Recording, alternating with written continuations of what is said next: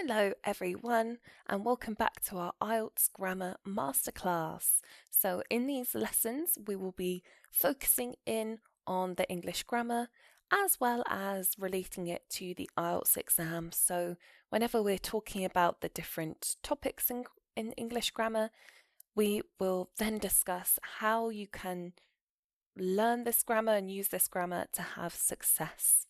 So if this sounds good to you, then stick around because today we are going to be looking at the subject-verb agreement. Now this is arguably one of the most integral parts of grammar. It lays the foundations for other aspects. So this is definitely something to feel confident in before going on to more complex grammar concepts. Okay, so let's get started. Firstly, what does subject-verb agreement mean? When we say this, what are we referring to? Well, this is an agreement. It's like a shake of hands in English grammar.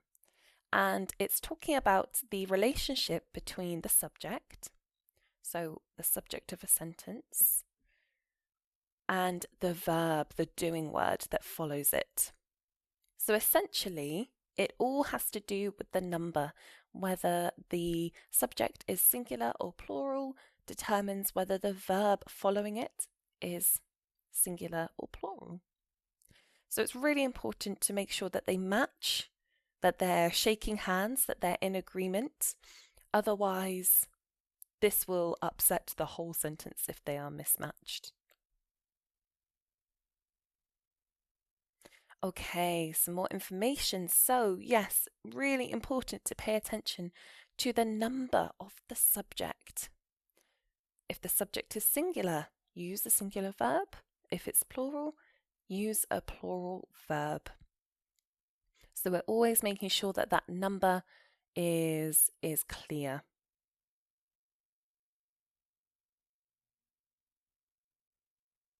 Okay, so let's start by thinking about singular subjects then.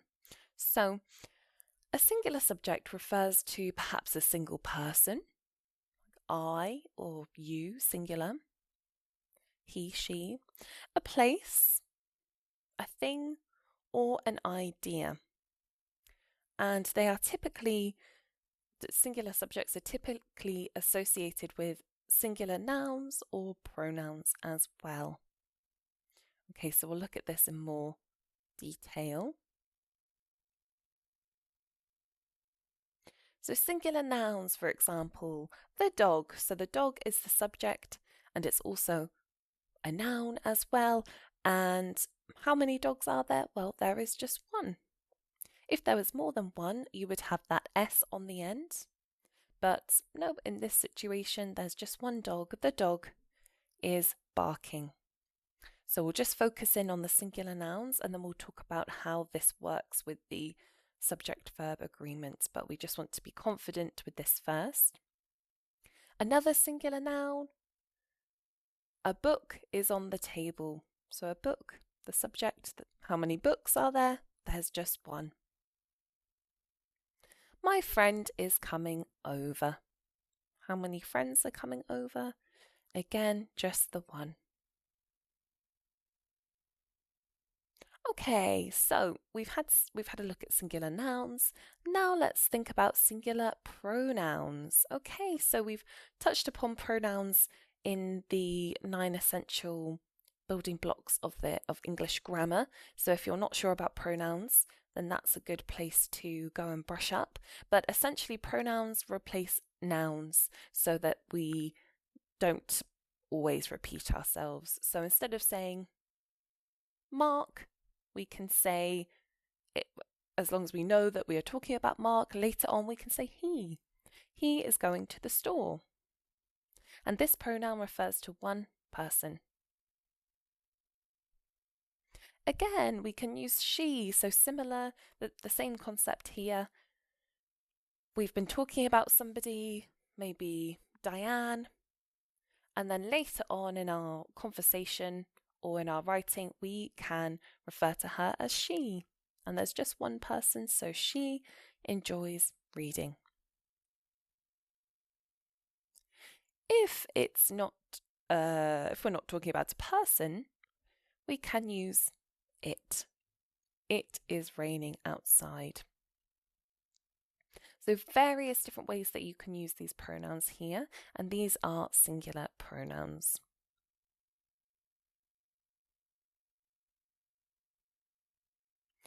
Okay, so you can also have, building upon our knowledge now, singular noun phrases. So firstly, what is a noun phrase? You might have seen this concept before, noun phrase, but we're not too sure maybe. So a noun phrase is a group of words centered around a noun. So there's like a centerpiece noun, if you like, and a noun can be a person, place, thing, or idea. And then the other words are there to modify or describe the noun. So you can think of it almost like a play. You've got the main character and then you've got the side characters and the stage, which help to bring everything together and highlights the main character a lot of the time. So these modifiers can be either articles, adjectives, prepositional phrases, and even other nouns. So articles are the, an, a. Adjectives are describing the noun, so beautiful, amazing. Prepositional phrases are describing the relationship between the different parts of the sentence, so it might be on, in, above, and in fact other nouns as well. So for example, the noun phrase here, which is singular, we're still on the singular part of this. The large tree provides shade. Okay, so we've got our noun, which is tree. Then we've got our adjective here, large, that modifies the tree. And how many trees are there? There's just one. Similarly, a red car is parked in the driveway. Car being the noun, red being the modifier, the adjective in this situation. How many cars are there? Just the one. So we're always going back to number. Number.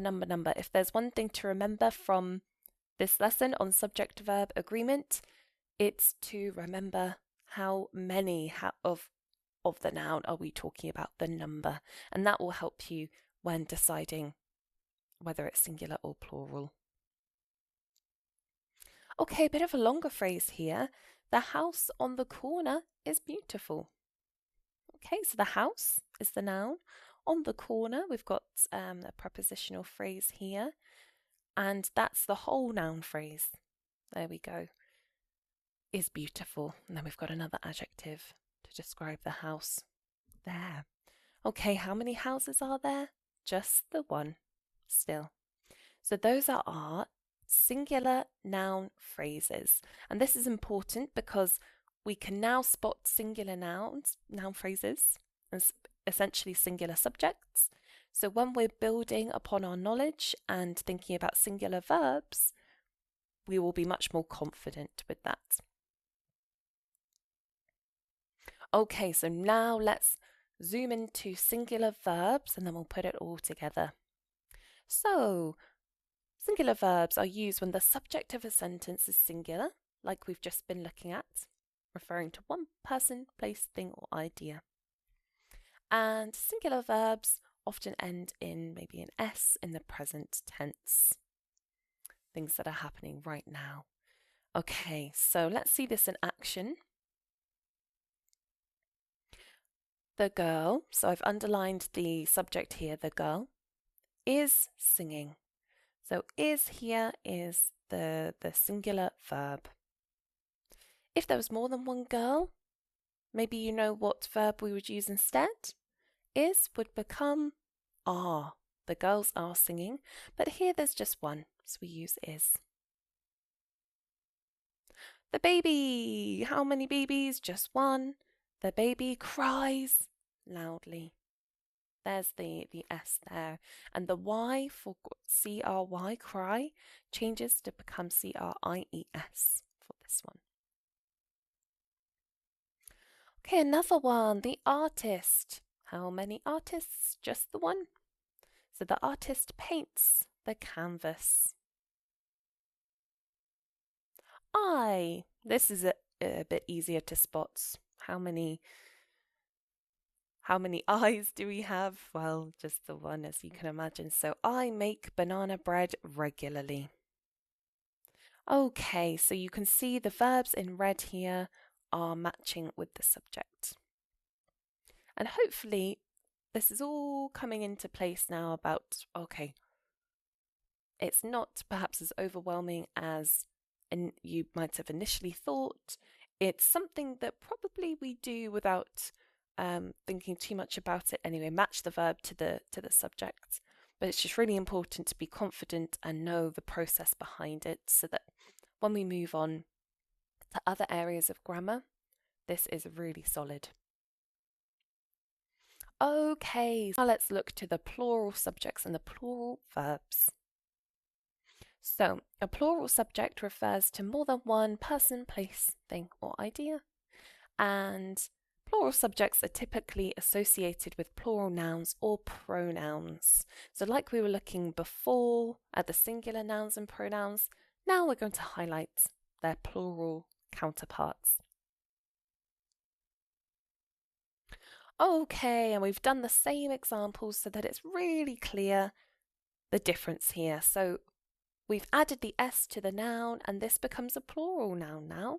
The dogs are barking. And you might have noticed that the verb changes as well, but we'll come on to that later. The next one, books are on the table. That added S. How many books? How many dogs? Well, there is more than one. We're not sure how many. We haven't been given a number. It's not too specific, but that's okay. Nevertheless, we can still decipher that there are more than one. So that makes it a plural noun. And again, we've added the S to friend. So my friends are coming over. Okay, there we go. Plural pronouns. So before we had our I, he, she. Now we have pronouns like they are going to the store. So we don't know how many people with they. Perhaps they've been mentioned before, and now we're referring to a group as they. But that's something you can use for, yes, more than one person. We, if you're talking about you included with the group, we enjoy reading. The cookies are delicious. Those are my favourite. So those being replacing the cookies. And we're talking about more than one. Okay, so we have our singular pronouns and we have our plural pronouns as well. Now let's dive into plural noun phrases. So just like before, a plural noun phrase can have modifiers around the noun. And again, we've used the same examples just to be really explicit here. So the large trees, we've added that S on. How many trees? More than one. Provide shade.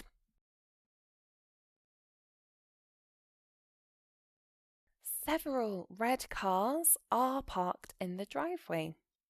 Several, we know that to be maybe 2 or 3, but again, it's not too specific, but nevertheless, we know that it's more than one. The houses on the corner are beautiful. So we've created more than one house here. We've put an S on the end of house. The houses on the corner are beautiful. So you can see how the noun phrases have now become plural. And more often than not, you just put an S on the end of the noun. Okay, so now let's dive into plural verbs. And when the subject is plural, indicating more than one person, place, thing, or idea, then verbs become plural themselves. Plural verbs typically do not end in S in the present tense, unlike singular verbs though, however. So we will have a look at this with some examples now. So we've done the girls this time. We've added the S to the noun, but the verb has changed. It's gone from is to are, like we were talking about. The girls are singing. The babies cry loudly. So the verb cry doesn't have that S, but the baby becomes babies and it changes from a Y to IES. So that's just something to note as well, how plural nouns change and how plural verbs change. The artists paint the canvas. They make banana bread regularly. Okay, so you can see our plural nouns and our plural pronoun at the end there, and how the verb has changed as well. So I hope that that's becoming a bit clearer. And as always, we're just making sure to match the number of the subject to the number of the noun. Okay, so compound subjects then. So if there's more than one and the subjects are joined by an and, what do? Well, we can use a plural verb. For example, Tom and Jerry, that's a compound subject, are good friends. So we treat them as more than one.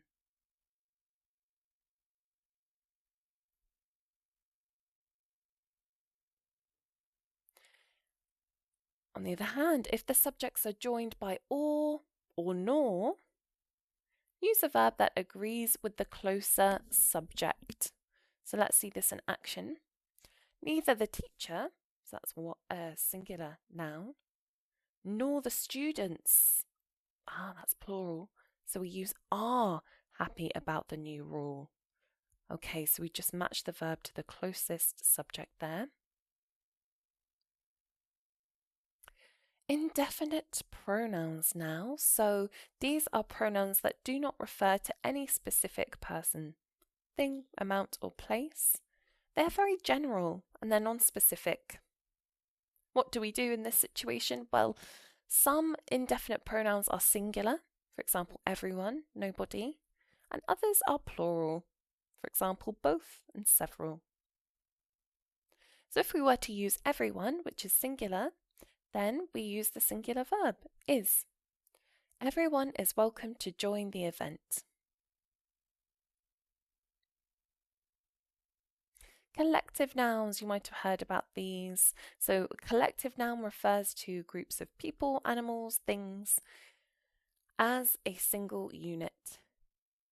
For example, team or family is singular when referring to the group as a whole and plural when referring to individual members. This can be a little bit confusing. So, for example, the team, so we're treating it as a whole unit here. The team is winning the game. Okay, so singular. However, when we're talking about the players, now we're referring to the individual members and is changes to are. The players are preparing for the next match.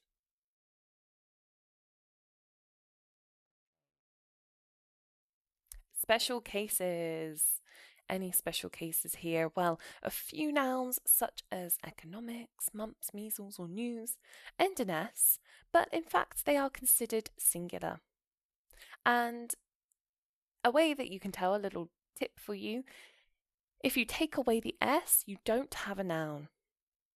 So for example, economic and new are in fact adjectives that describe a noun. And mump and measles aren't words, they don't make any sense. So either the noun becomes, say, an adjective, or it becomes a nonsensical word. Economics is her favourite subject. So there we go, we've got our S there. However, we still use that singular form of the verb.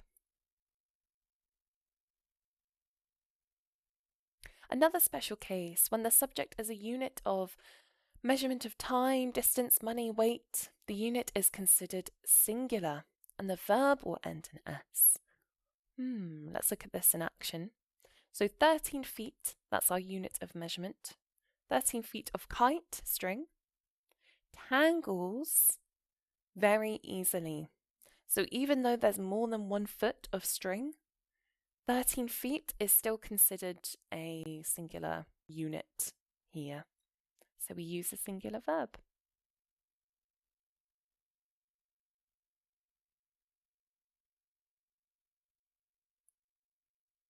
Okay, practice for IELTS then. So we can say something like, one of the issues that has been discussed in my community is traffic congestion. All right, any ideas? Is this singular? Is this plural? Have a think about it at home.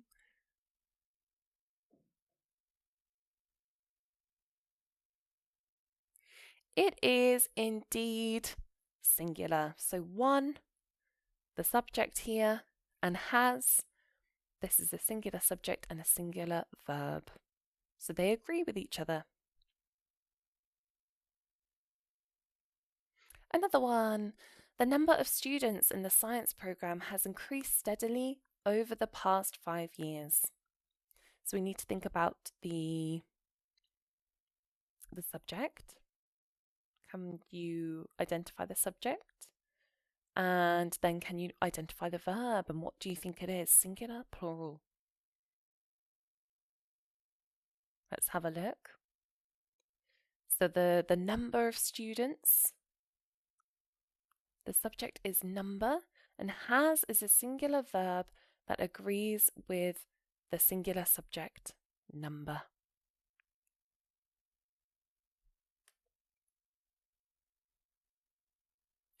My family is planning a visit to your city and we would like some information about local attractions. So this is a collective noun. Maybe we can remember what to do with this one. Well, when you have collective nouns, it is treated, if you're treating my family as a whole, then that would be singular. It becomes plural when you're referring to individual members of the family. But in this case, my family is a singular unit there. Okay, another one. The number of tourists to the region has increased in recent years. So maybe you can guess the number being the subject here and has agreeing with that subject being singular. Okay, there we go. I think we've got one more. Individuals play a crucial role in addressing environmental challenges, and their actions have a significant impact on the planet. Okay, so identify the subject and then decide whether it's singular and plural, and then see if the verb matches. So individuals being the subject and play being the plural verb here, so more than one individual, and then we have the verb to match with that.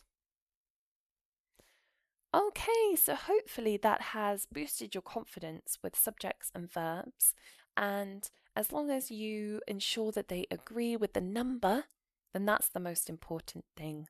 So hopefully that's the takeaway of today. It's been great to have you along. Thank you for joining us, and we will see you in the next lesson.